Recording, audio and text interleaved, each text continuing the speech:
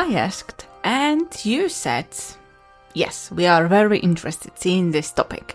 So today we'll be talking about what are the most common reasons for dropping out of your Armenian, Georgian or Azerbaijani studies and courses. I've collected some data for the last 3 years, more or less, of our courses in Jezyki Kaukazu, languages of the Caucasus, both in group classes and individual ones, and we'll discuss the 3 common reasons why people are dropping out of a course. We're so fortunate, I would say, or fortunate enough to know why people really drop out in, I would say, over 90 of the cases if they decide to stop on their course. So I'll share the perspective of our students. I'm not sure what is the perspective of other students, so that's why let's look at our statistics. But taking into consideration how many students we already had along the years gives you a good picture of what are the reasons. And of course, I wouldn't be myself if I didn't add to these reasons for dropping some kind of a remedy for each and every, like a strategy, how to prevent them, wherever it is, of course, possible, and whatever we are doing, for example, for our students in situations like that. I would say that I think that when you sign up for a course, and then you have to drop out, it's rather sad situation, maybe not a tragic one, but still something that you were not planning. So that's why I always try to help our students, and maybe that will help you as well to eliminate situation like that. And if you are listening to the Caucasus podcast for the first time, hello, welcome. My name is Asha, and I'm the owner of Jezyki Kaukazu, Languages of the Caucasus, which is publishing the Caucasus podcast. And also, this is one of the very few places in the world where you can learn Georgian, Armenian and Azerbaijani. We are specializing in teaching adults these languages. We have group courses, online courses, and also textbooks for the languages right now for Georgian, and we are planning the ones for Armenian and Azerbaijani. And we are also giving you some additional information and pieces of information about the Caucasus in general, culture, literature, and much more. And in today's episode, we'll be talking about learning, because we are recording that in September. So in lots of countries in September, just after summer, we are starting with new courses, school, etc. So let's look why really people are not only signing up from this perspective, but then not continuing their studies.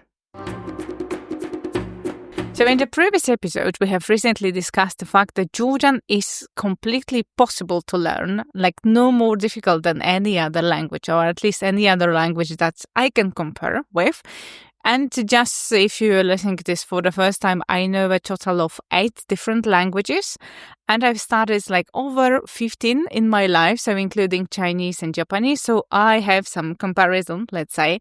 And we were talking there that some people are a little bit afraid that they hear Georgian is so difficult.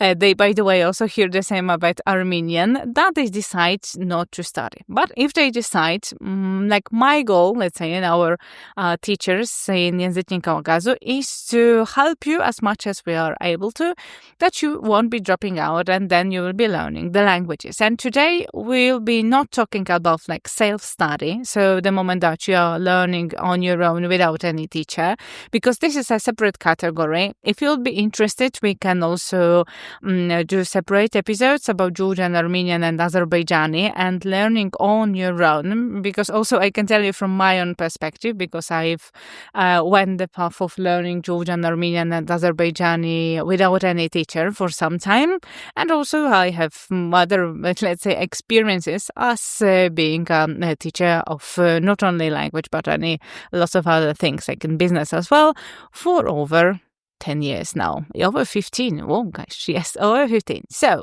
let's go and save today's topic. And I just wanted to underline that we'll be talking about situation when you are not planning to stop. It is unplanned stop in learning Georgian or Azerbaijani because of some situations that happened. You are not expecting that, and then as a result you have to decide that you are dropping out. And this is not a situation, because we also have the second option. If we're talking about stopping the learning process, this is the moment when you decide, okay, I know enough for now, so I end or I suspend my studies process.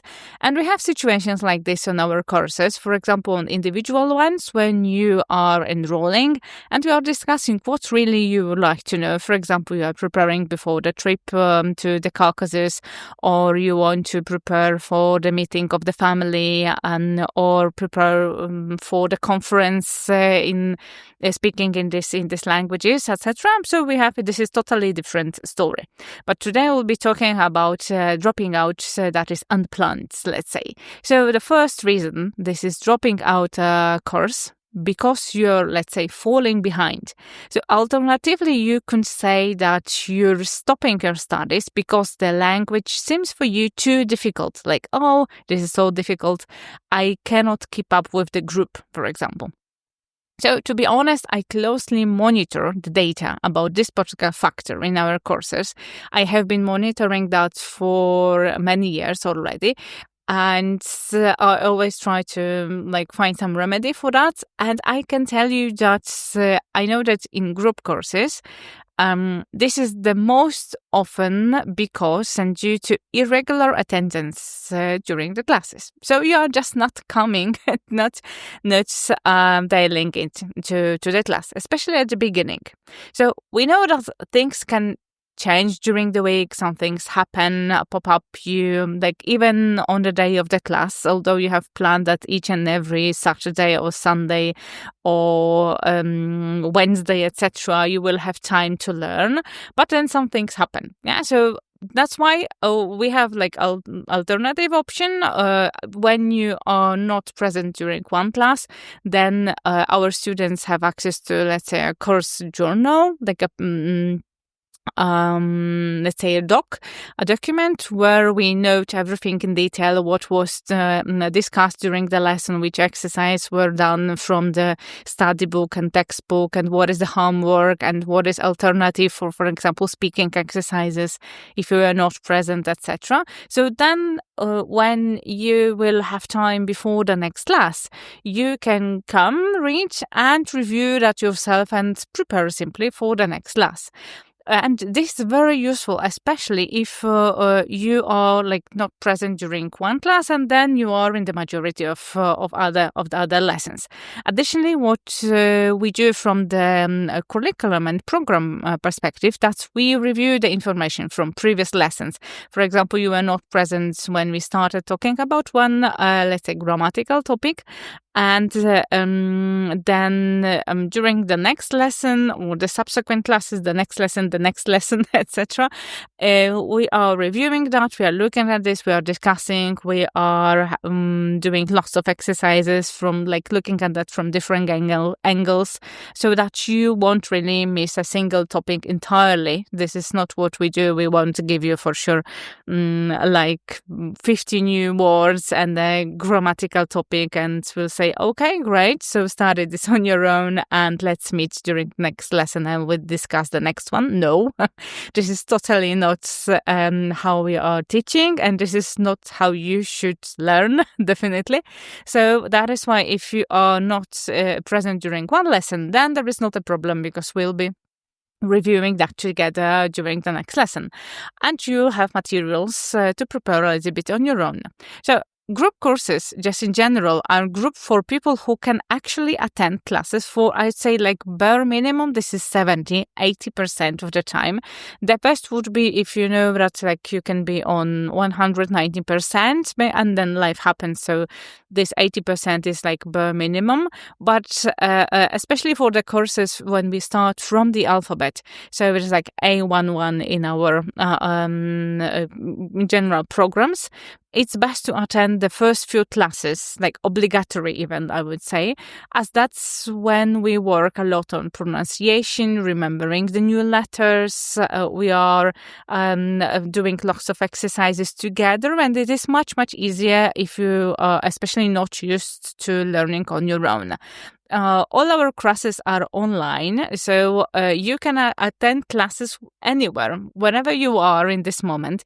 The main part is that you'll have the internet access, so you can do that. And this is also to prevent you from not being able to commute to the school as such. Our students, for example, connect from not only from house after work or before work, they connect also sometimes from the offices, from work, from the holidays, vacations. If there are, no matter on which continent they are, they are participating, or even from the car, from the airports, etc. As long as you have the internet connection. Yeah, so that's as I said, in a majority of situations, it is the most important is that you will participate in the classes. So if you know that you'll be attending less often than this 80-90% that I mentioned, then maybe individual study or individual lessons with us, or our, for example, self-study materials would be much better situation, because then, simply put, if you miss, for example, 2-3 classes, especially in a row, then let's be honest, it's very hard to catch up before the next one, because probably if you miss the classes, you won't have time as well in between to look at the materials, etc. So then you probably it will be the evening before the classes, or just a couple of hours before the classes, and they say, okay, I have to revise everything what was and to be prepared, and this is simply impossible, to be honest. So let's go to strategy number 1 of learning Georgian, Armenian, or Azerbaijani, especially during the on the courses with a teacher. So if you are in a group course, come to the class, simply as that. So participate, dial in, etc. Even if you don't have homework or you haven't reviewed the new words, the new topics from the last lesson, it doesn't really matter. The main part is that you are there. The worst thing, really, what you can do for your study process is to think like that. Oh, I won't go today because I haven't time to review. I didn't really review what was last time. So then I have a great idea. I will learn in the incoming week and then I will go. To be honest, in over 15 years of my process of teaching adults and experience in this field, I've never seen this approach to work, really. It almost always leads up to just giving up because of different reasons, as I mentioned, think, oh, this group goes too fast, this is too hard for me, etc. And learning Armenian, Georgian, or Azerbaijani, this is really not a sprint or quick run up the hill in just this particular moment, and then we'll see. It is more well-paced marathon. So then it means that this month maybe you'll go learn slower, but you just attend the classes and you'll try to revise a little bit on your own. Then the next month maybe you'll have more time, and then you will study more and revise, etc. And then maybe it will be a little bit slower. But in general, you'll keep learning more and more as a result, not stopping, just going slower, faster, but still going further. So even if it's not as fast as you thought at the beginning or you imagined it will be, etc., because very often we just imagine things will happen much faster than they really are. So even if you haven't reviewed something before the lesson, you'll memorize it really through the listening, doing exercises in the class, reading, speaking, listening to other people doing exercises. And that's what's really effective learning is all about. So I can assure you, we also, I can tell from our perspective, not the perspective of every teacher of Georgian, Armenian, and Azerbaijani, but in Jezyki Kaukazu, in languages of the Caucasus, we also have our own methods for helping busy adults, as probably you are, learning a language, for example, by designing the curriculum and the program so that all topics, the older ones, are also reviewed I would say even in an enjoyable way. So that's we do try to make also the classes fun, but not childish, but fun learning process. So if you come to the class, of course, then we can help you. If you are not there, we cannot. So in summary, for this part, if you are taking a group course, the main part is don't worry about being unprepared in case it happens, and come to the class.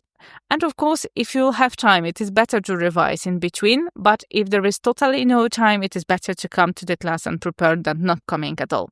And then if you are already on the lesson, then we will help you revise. So if your schedule changes, because things like that happen as well. Your schedule changes and this is something that you haven't planned at work, something changes and you can't connect to the classes, like you cannot dial in and participate in this particular time because group classes are live in like very precise moment in time in the week, because we have like once a week lessons. Some of our students, for example, in situations like that, they switch to individual classes. So we discuss the options, opportunities, possibilities right now with our timetable as well. And then in lots of situations like that, if they have to change the group classes or drop out at all, very often we go to individual classes or continue learning and then in their chosen times, or maybe we have some alternative for them as well. So if you are talking about schedule changing, let's go to the other reason that's also like to like life happens. So let's talk and maybe show you how we can what we can do in situation like that. So this is, let's say, financial situations change. So when you sign up for our courses, in general, our students know the course duration, the prices, the total cost of the course, because the total cost of the course is because we know how many lessons it is with the course as such, and then you can go to the next level, let's say, continue the studies. And we also don't have any additional costs like textbooks, other books that you don't know about, or some licenses, applications that it is needed for you to use, to buy, etc. So everything you need, it is included in the price that you see on our website and the moment that you sign up. But unplanned life situations also happen in your life. So life happens simply. You have to change your work, the job. Maybe you unfortunately lose your job in between, or your life situation changes because of any reasons, and it impacts you financially. Of course, we cannot help you in Jezyki Kaukazu with your finances. That's obvious. But what we can do, if you let us know this is the reason that you have to drop out from the course, we can support you from the language perspective. So if, for example, students let me know that they have to withdraw from the course and they cannot participate because of the financial reasons, for example, I always advise on how to first level, this is to maintain the current language level. So what they can do, not to totally forget everything they have been studying, and how to revise it with the materials. They have access to materials. We discuss what are the options for them to use it, etc. And so the topics that you have already covered in the course. So how can you, let's say, maintain the level of the knowledge? So that's how we are coming to closer to the strategy number 2 of learning Armenian, Georgian or Azerbaijani, because it is very important to maintain the contact with the language. If you just have the possibility, let's say from the time perspective, and even if it's just briefly, you just have like brief contact with the language, still it is better than nothing. So one way to revise it is, for example, subscribe to our newsletter, the Caucasian Mail, where I once a week send out a quick 5-minute revision tips for busy people. available. It is adjusted to all our three languages, Armenian, Georgian, and Azerbaijani. This is not exercise per se, so this is not like you don't have sentences just to fill in the blanks, etc. But this is something that you can do commuting to work, doing your dishes, or jogging, etc. This is something that you can do just 5 minutes connection, let's say, brief connection with the language and revision what you already know. We often also see students return to the courses as well after they, let's say, situation stabilizes, changes as well for the better, or even if it's after several years. So what we do then we choose the best groups for them if they want to study on a group course, and they continue learning. Also, this is sometimes if your reasons are for discontinuing, let's say, the course are similar, I always suggest some alternatives. For example, there are some other available materials. This is, of course, different from learning directly with a teacher on a group course, because this is different learning method, etc. One of the reasons why we have published as well Georgian textbooks on our website, the ebooks for self-study, and this is exactly in self-study format, so you can just purchase, download it, and start learning Georgian immediately with audios, with all the grammar and words, vocab explained, etc., with lots of exercises. And we are right now preparing also, let's say, additional ebooks on different levels for you. So this is, like, say, a budget-friendly option alternative if you're comfortable, of course, with learning on your own. This is a little bit different process, but still it is much better than just not being able to continue and just stop at all. So our students who are participating in our courses and they have to drop up, withdraw, stop learning, they also can, of course, use the materials that were during the course they were on. And what we do, we advise how to go further, let's say, or maintain the level. So this is if you are in a situation like that, maybe you are learning on your own and you don't have that much time as well to let's say, to learn and as long in the week as you would like to. Maybe these are also some alternatives for you. And let's go to the last reason that I wanted to discuss with you during our today's podcast. So you are surprised by how much free time you have for learning. Or maybe you are surprised how much free time you don't have for learning. So this is somewhat related to the first reason that we're talking about today. But let's break it down separately because there is also additional strategy I would like to share it with you. And I'm talking here about the situation where you realize you currently have no time or you have not enough time to attend the classes.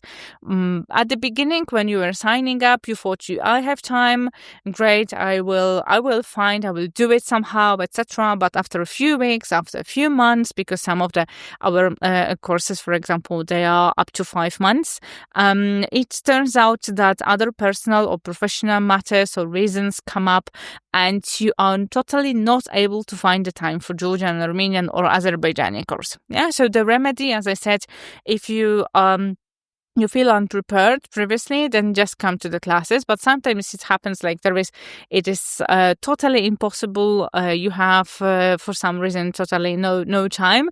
So attending the classes wherever you can, this is crucial.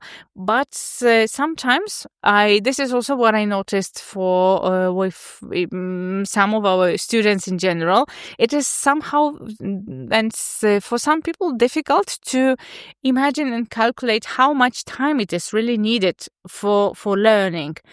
For me, this is I do it immediately, but I'm professional, in teaching adults. So this is what I do on daily basis.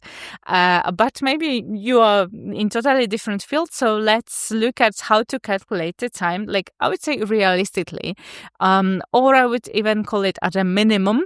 If you have more, that's awesome. But this is the minimum that you would need if you are thinking about group classes. It will be similar to individual ones, but then you have to this amount of time of classes a week. You have to recalculate looking at your schedule of learning. So this is strategy number 3. For learning Azerbaijani, Armenian, or Georgian, if you are thinking about the group classes or individual as well. So first, what we do, we calculate the time spent on the classes, like in the classes itself. Let's say it is a group course, because for individual, as I said, it can be differently. We have some students who are learning once a week. We have some students who are learning 5 days a week, 5 times a week. So it really depends on the individual person. But let's look at the group course. So once a week, our course is for 1 hour and a half. And this is the time that you need for a week, 1 hour and a half, without being completely tired. So it means that your brain can still absorb the information. Yeah. So let's go to a little bit of story and fun fact. Maybe, I don't know if you know this, but I also speak Korean. I know Korean. Roughly, it is like intermediate, pre-intermediate level. And my wonderful teacher at that time, because I had a longer break, and right now I'm coming back to my Korean lessons. So my wonderful teacher from some time ago, who got me to this level, like she made me, let's say, by lots of exercises and cheering, etc., make to this intermediate, pre-intermediate level. She lived at the time in Korea for most of our time in general when we were learning. Like she was teaching me, I was learning with her. And already that time I was living in Poland. Because I'm Polish, by the way, if you don't know this about me. So between Poland and Korea, it is more or less, let's say, 8 hours apart. I really wanted to study with her. I do believe she is an awesome teacher. So I had my classes at that time. There was a period in time when we were studying in my time, 10 p.m. for a while. So that she is able to get up for the classes. Yeah, so she is already conscious, let's say, and she woke up before the classes. And let me tell you, after like a full day of work, because still at that time I was working as a manager and coach in a corporation, one of the corporations, international ones at the time, and after the full day of learning, of working, my understanding and this, let's say, cognitive possibilities and efficiency during the classes, my Korean classes, was very low, very low. It was the moments like we were talking one thing, then I forget it because I was so tired. Then I had no idea what we were talking about, etc. I struggled a lot, but I was very determined. But then I thought, no, it's not working. So we changed the hours a little bit. And also I thought how I can make me less tired before the classes, or a little bit, let's say, woken up. And my learning results immediately improved. I felt that right now I can learn a lot, I remember a lot, it's much faster, etc. That is why, coming back to from this maybe long story to our main topic, that is why I mentioned you need to take into consideration the time that you will have some brain power, let's say, for studying. So this is 1.5 hours, but you have to think during this 1.5 hours. So the second block of the time in a week, if when we are looking at how much time do you need, is the time you need for the revisions. So I told you that if you are not prepared, it is better to come. But in general, of course, your learning process would be much efficient, and probably you would just feel also better in this learning process when you'll have a little bit time in between the classes that you can revise the material. So if you're a busy adult, as for example I am, I do recommend spending at least calculate 15 minutes between classes, like 2-3 times a week, like these slots of time. If you have more time, that's awesome, that's great.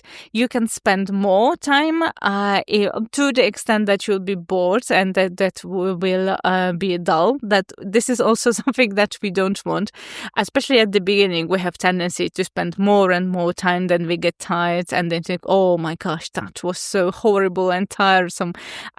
So it's better to start with 15 minutes than 50. And this 15-minute quick reviewing, for example, the alphabet, if you're just starting, reviewing with our quick interactive exercises, is time much better spent than searching for in your calendar. And usually, from my experience working with adults, usually not finding the whole hour in your busy day to study. Just like that. So that is also one of the reasons why I started sending in our newsletter these 5-minute revisions. I love them. I use them. I not only collect, see what other people are doing, but also come up with these different types of revisions also for myself, because I run a company. I learned right now 3 different languages. I prepare to be a sworn translator in Georgia. So, and I have a life and family.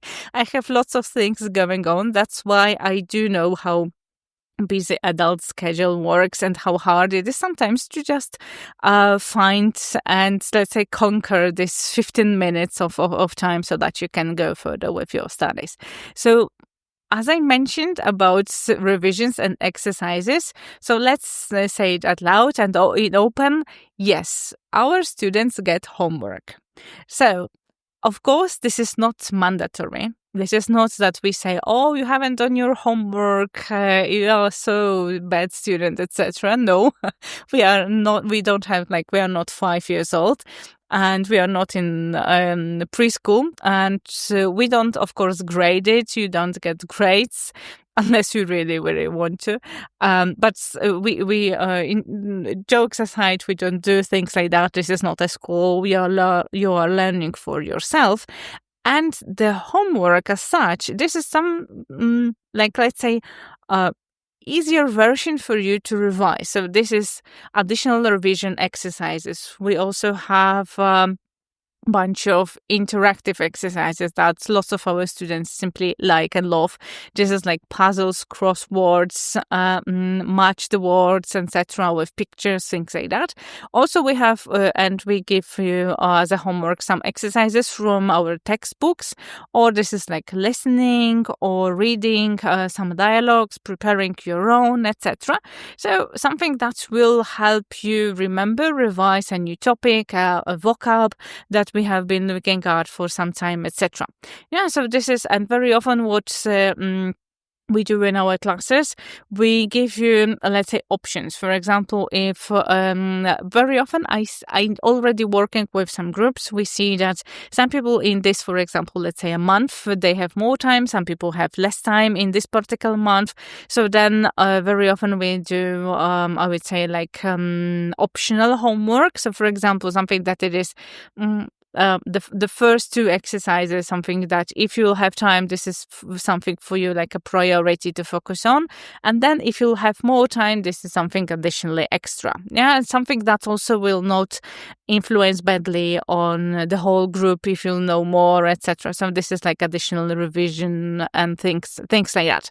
So very often also we work in this way, and then it really helps you. Like this is why I say about the homework, because this is really like additional revision options that you don't have to think about this yourself. You just get the exercises, because maybe you don't know this about me, but I do hate learning things by heart, just revising things, saying words out loud and looking at the list of words, etc., without any additional exercises. I just hate it from school. So this is my personal goal, to make everything that you don't have to do it as well. So we have lots of other exercises that will make this learning process fun, or at least more fun.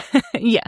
So that's why when you are thinking about how much time you would need for learning when you're starting the group course, it is worth considering finding at least, let's say, 2 or 3 times a week this slot of 15-minute study possibility between the classes, in between the classes, to simply review the material, look at new words, read some dialogue, listen to something that we're doing during classes. Or if we are thinking about the beginning, so the alphabet level, A11, in Georgian, Armenian, Azerbaijani as well, this is the time that you spend on writing the letters simply. So we have additional also study materials at these levels that will help you with learning the alphabets much faster, and learning not only to read, also to recognize the letters, but also to write, because you do have to learn the alphabet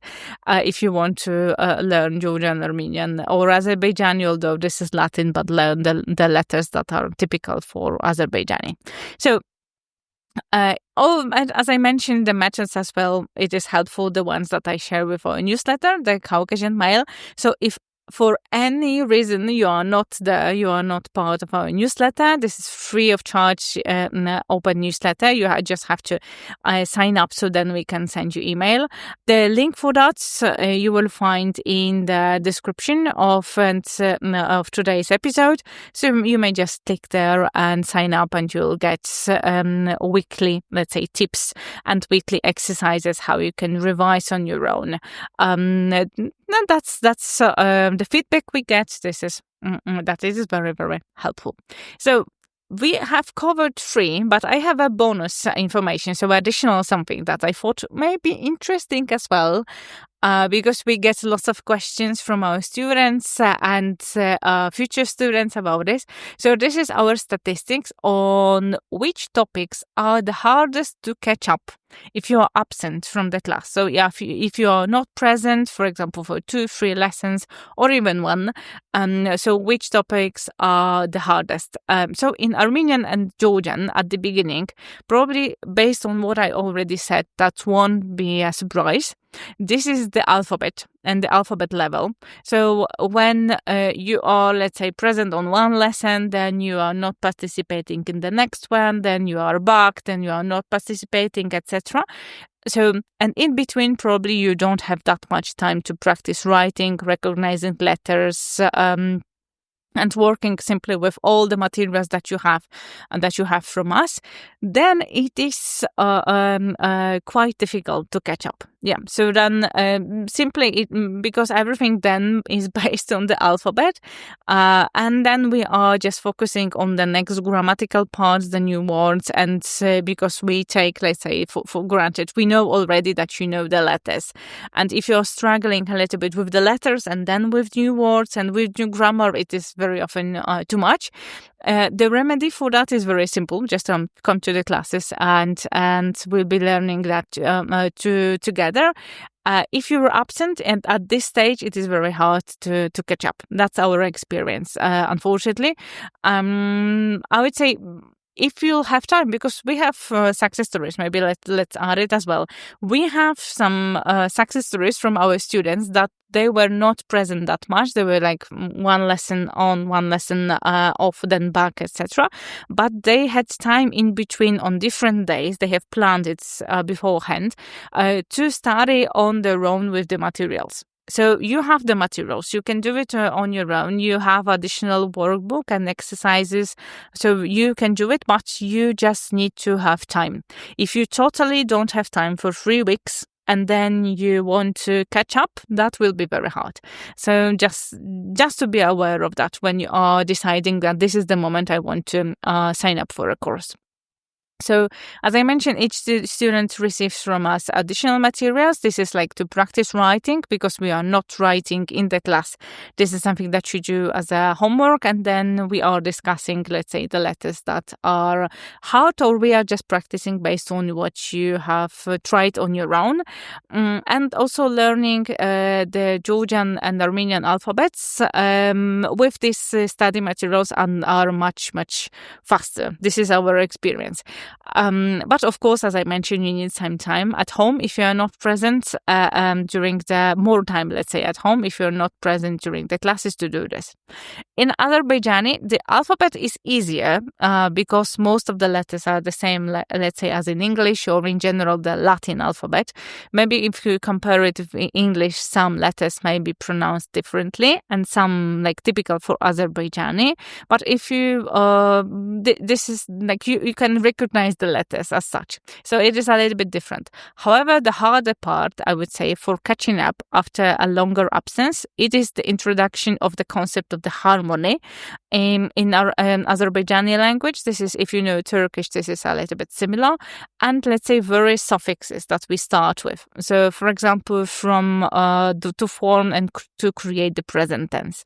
So the concept itself, not to scare you off, the concept itself is very logical. It is quite simple, although this is different from what we know in, for example, English, Polish, Russian, German, etc., Spanish, or French.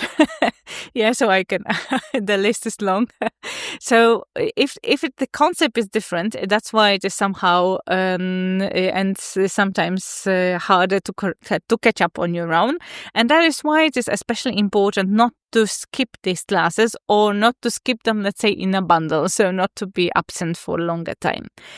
In Georgian, for example, this is also the moment when the concepts of verb conjugation kicks in, and when we start discussing the creation of, let's say, standard sentences and the cases as such, because if you know just English and you don't know in Armenian, this is a little bit this is similar, with cases as a concept. If you don't know a language where there are cases, so the nouns are changing, let's say, in general. So at the moment that we are discussing that, we are explaining that, we also have lots of, let's say, success stories with just English speakers not knowing cases at all, and the concept as such, they are using it very fluently and without any, or not without any big problems, maybe let's say it like that. But if you are not present during the classes and you don't have time to review it on your own and then come with your questions, then it will be very hard to catch up if the group goes further and already like past this point of introduction and just already starts using it in different situations. So the third case, the cases, this is the basis of Georgian sentences. This is also very heavily used in Armenian sentences in virtually all the tenses. So that is why it is like, let's say, one of the crucial moments when it would be good to be present during the course. So that's these are the main ones, let's say, because if you already start and learn the basics, the logic of the language, then my experience, at least in our courses, is that further it is much easier, because then it is more about learning new vocab, etc. Of course, still like big topics, but it is more on like intermediate levels. So if you're just starting, these are the main like, let's say, game changing moment of your learning language. So I hope that this showed you a little bit more how it is with the group courses, how it is with learning Armenian, Azerbaijani, Georgian, and counting how much time do you have, etc. And of course, if you are thinking about learning Armenian, Azerbaijani, or Georgian, and you are looking for the group courses or individual lessons with a teacher, I hope today's episode helped you determine whether this is the time for you, or maybe help you avoid any like most common, let's say, pitfalls, anything that you haven't thought even of. And now You know the reasons for dropping out of a course like that, and if you're interested in choosing a course for you, you can, if you want to learn Armenian, Georgian, or Azerbaijani, of course, go to our website. The link for that you will find in the show notes. This is Jezyki Kaukazu.pl, but maybe it will be easier to click on the link that it is below.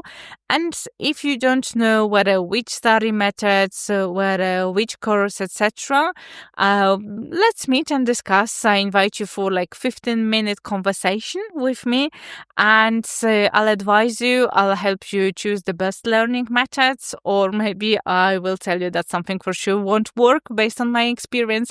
So the link to schedule such a short meeting you will find in the show notes of today's episode as well. Thank you very much for today. And it appeared to be longer than I planned, but I wanted to share some of our experience and make your learning process as smooth and easy as it is possible for you of learning Georgian, Armenian, or Azerbaijani. And if you like this episode, you can also share it with another person who thinks about starting learning these languages or taking the course, for example, a group course. And I hope we'll meet in the next episode of the Caucasus podcast, or maybe in our newsletter in the Caucasian Mail, when I will be sending you some tips how to each and every week to quickly revise whatever you already know in the language. Thank you very much for today, and bye bye. See you in the next one.